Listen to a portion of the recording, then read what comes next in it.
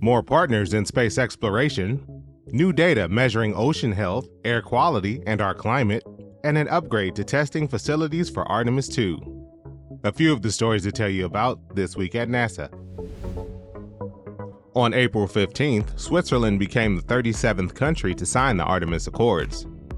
NASA Administrator Bill Nelson and Guy Parmelin, Swiss Federal Counselor and Minister for Economic Affairs, Education and Research, participated in the signing ceremony at NASA headquarters.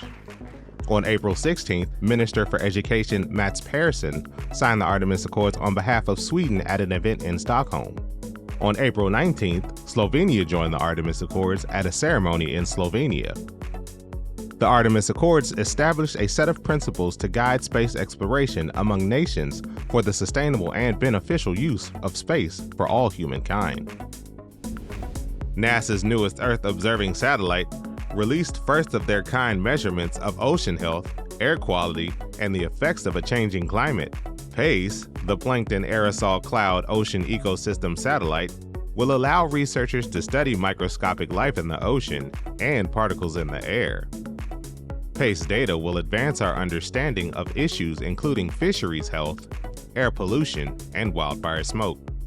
To learn more and access PACE data, visit pace.oceansciences.org. Teams at NASA's Kennedy Space Center have made significant upgrades to the altitude chamber where testing for the Orion spacecraft will occur. The altitude chamber was upgraded to simulate an altitude of up to 250,000 feet. Before the Artemis II mission, engineers will put the Orion spacecraft through a series of rigorous tests to ensure it is ready for flight. NASA's Artemis II mission will carry 4 astronauts aboard the Orion spacecraft on a flight around the moon and back to Earth. NASA's 2024 Student Launch Challenge brought students from colleges, universities, high schools, middle schools, and informal education groups to launch amateur rockets and payloads on Saturday, April 13th near NASA's Marshall Space Flight Center. Student Launch provides relevant, cost-effective research and development of rocket propulsion systems and reflects the goals of NASA's Artemis campaign, which seeks to put the first woman and person of color on the moon. That's what's up this week at NASA. For more about what else we're up to, check out nasa.gov.